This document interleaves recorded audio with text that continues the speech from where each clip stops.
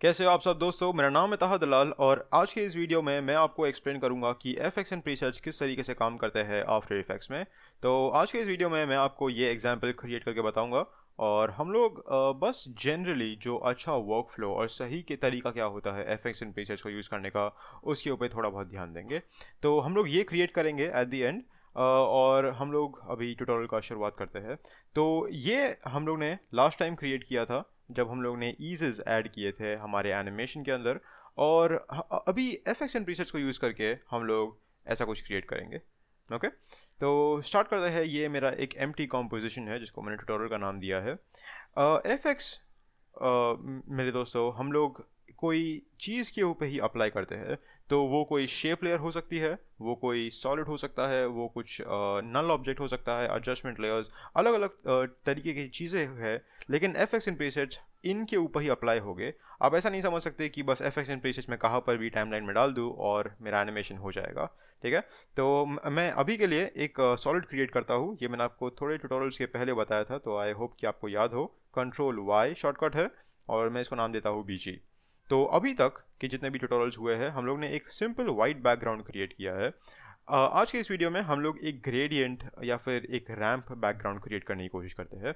तो अगर आपको कुछ भी इफेक्ट्स अप्लाई करने हो एक सॉलिड के ऊपर, आपको उस पहले सॉलिड बनाना होगा, उसको सेलेक्ट करना होगा और फिर आप यहाँ पे आइए इफेक्ट्स एंड प्रीसेट्स में।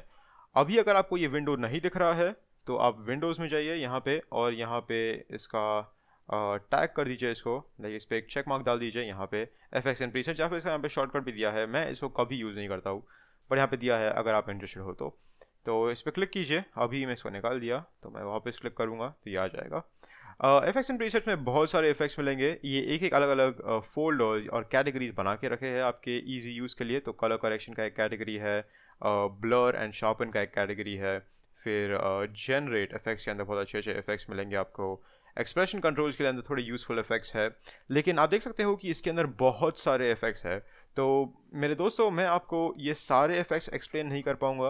आप देख सकते हो कि मेरे को बस 15 मिनट का मेरा लिमिट है और मैं आपको ये सारे एक्सप्लेन नहीं कर पाऊंगा। तो मैं आपको रेकमेंड करूंगा कि आप बहुत सारे और ट्यूटोरियल्स देखिए और एक्सपेरिमेंट कीजिए। एक्सपेरिमेंट दोस्तों, मैं आपको स्टार्टिंग से बोल रहा हूँ कि आप एक्सपेरिमेंट करते जाइए, आप और चीज़ें सीखोगे और एक्सपीरियंस जैसे जैसे आएगा आपको, जैसे जैसे आप यूज़ करने लगे, आपको एफएक्ट्स याद रहने लग जाएंगे और आपको फिर एक अच्छा हैंडल हो जाएगा एफएक्ट्स के ऊपर।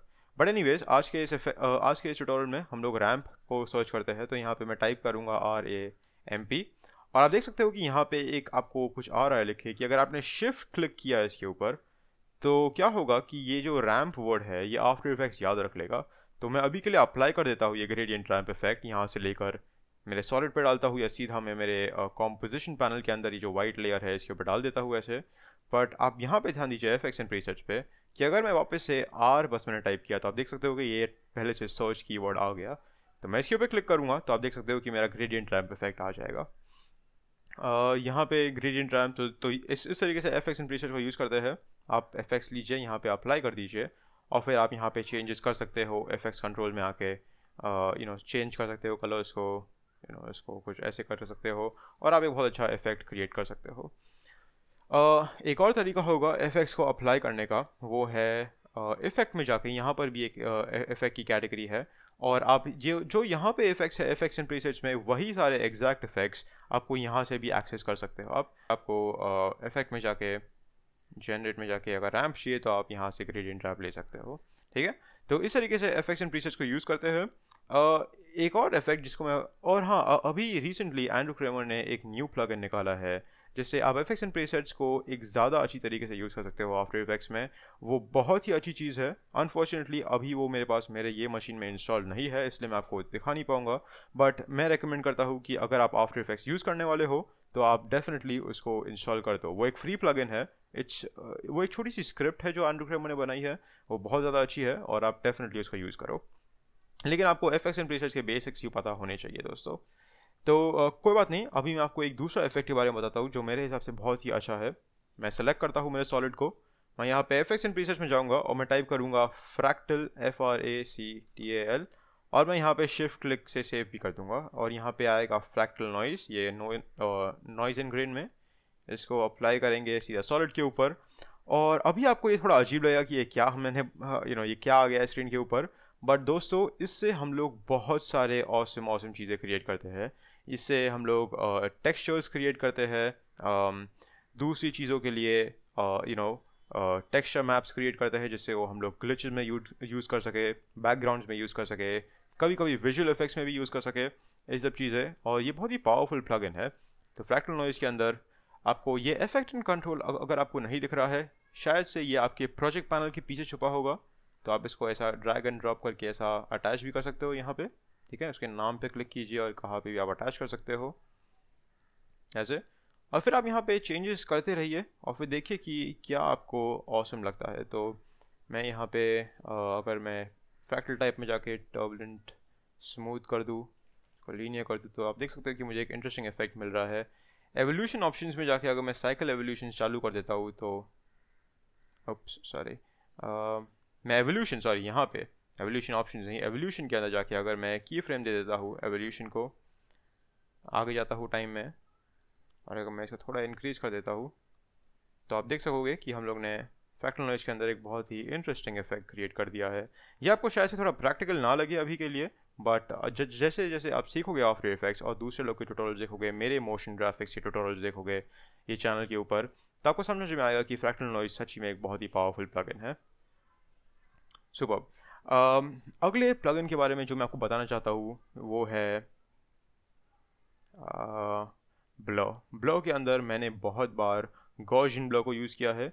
इसको एक्सप्लेन करने के लिए शायद से मुझे मेरे स्टार को यूज़ या फिर मेरे मेन में जाना पड़ेगा जिसके अंदर मैंने ये डिज़ाइन क्रिएट किया है। तो मैं गॉसियन ब्लो लूँगा यहाँ से और मैं मेरे एक दूसरे लेयर पे अप्लाई कर दूँगा। ये प्री कॉम्स आई थिंक मैंने अभी तक कवर नहीं किया है, पर मैं इस सीरीज़ के अंदर प्री कॉम्स के ऊपर एक वीडियो बनाने वाला हूँ। लेकिन जैसे ही मैं गॉसियन ब्लो अप्लाई करता हूँ, और हाँ, आप और एक चीज़ देख सकते हो कि यहाँ पे पहले से कोई एक दूसरा इफेक्ट अप्लाइड था। आई थिंक इसका नाम है कलेदिया, उसको कहते हैं। तो आप देख सकते हो कि यहाँ पे पहले से अप्लाइड था, बट उसके ऊपर भी मैंने गॉसियन ब्लो अप्लाई किया। सो मैं ये बात कहना चाहता हूँ कि आप मल्टीपल इफेक्ट्स एक ही सिंगल लेयर पे अप्लाई कर सकते हो, ठीक है। तो मैंने इसका ब्लरीनेस इंक्रीज़ कर दिया बहुत। इसको मैं एनिमेशन देता हूँ इसके ये स्टॉप वॉच पे क्लिक करके मैं आगे जाता हूँ 3 सेकेंड्स तक और मैं इसको ज़ीरो कर देता हूँ। तो आप देख सकोगे कि स्टार्टिंग के अंदर ब्लर रहेगा और फिर ये ब्लर अच्छे से हट जाएगा। तो एक थोड़ा कैमरा फोकस टाइप का इफेक्ट आता है यहाँ पे। शायद से इसके की फ्रेम्स को मुझे थोड़ा नज़दीक लेके आना चाहिए। आप कोई भी लेयर सेलेक्ट कीजिए, उसके ऊपर यू दबाइए तो उसके की फ्रेम्स आपको दिख जाएंगे। तो मैं की फ्रेम्स नज़दीक लेके आता हूँ ताकि ब्लर जल्दी से जल्दी चले जाए, और ये आई थिंक थोड़ा इंटरेस्टिंग इफेक्ट है। मैं गॉसियन ब्लो को डिलीट भी कर सकता हूँ। तो अभी अगर आपको कोई इफेक्ट डिलीट करना हो तो कोई बात नहीं, इफेक्ट्स एंड कंट्रोल्स में आइए, गॉसियन ब्लो को मैं सेलेक्ट करता हूँ, हिट द डिलीट की, और की फ्रेम्स के साथ में फुल इफेक्ट ही गायब हो गया, राइट। तो उस तरीके से आप इफेक्ट्स को डिलीट कर सकते हो। अभी आते हैं कि हम लोग ने ये डिज़ाइन कैसे क्रिएट किया। तो आपको याद रहेगा दोस्तों कि मैंने लास्ट वीडियो के अंदर हम लोग ने ये डिज़ाइन क्रिएट किया था बराबर।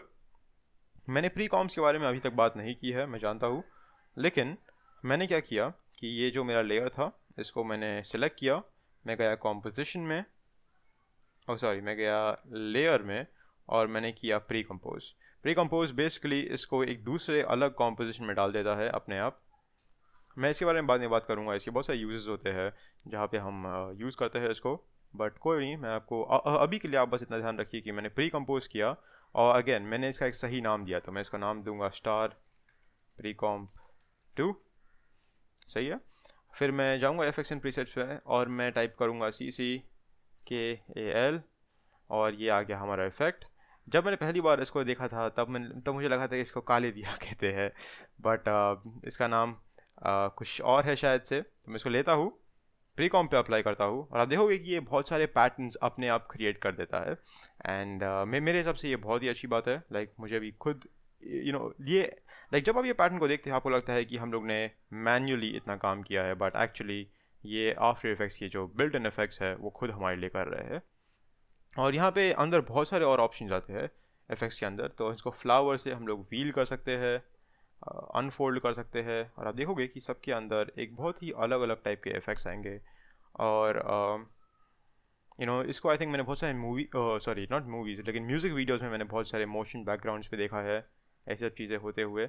और अभी अगर आपने बस अपना बेस शेप अगर चेंज किया, तो समझिए अगर मैंने इसको स्केल कर दिया, या फिर इसके जो एनिमेशन पैरामीटर्स है जिसको हम लोग ने एनिमेट किया है, उसके अंदर जाके मैंने इसका रेडियस या फिर आउटर बाउंड्री मैंने कुछ इंक्रीज़ कर दिया ऐसे, तो और हम लोग मेन में अगर आएंगे तो आप देख सकते हो कि हमारा फुल जो एनिमेशन है बहुत ही यूनिक तरीके से चेंज हो जाता है। तो इस तरीके से आप बहुत सारे इंटरेस्टिंग इफेक्ट्स है आफ्टर इफेक्ट्स के अंदर जिसको आप यूज़ कर सकते हो, और ये बहुत ही अच्छे अच्छे डिज़ाइंस क्रिएट कर सकता है। तो मैं आपको अगेन बोलता हूँ कि आप प्लीज़ एक्सपेरिमेंट कीजिए। आप जितना एक्सपेरिमेंट करोगे आपके लिए उतना अच्छा होगा, और प्रैक्टिस प्रैक्टिस प्रैक्टिस करते रहिए। तो मैं अपना ट्यूटोरियल यहाँ पे ही ख़त्म करता हूँ एफएक्स के बारे में और एफएक्स कंट्रोल्स के बारे में, और मैं आपको अगले वीडियो में मिलूँगा। Thank you for watching.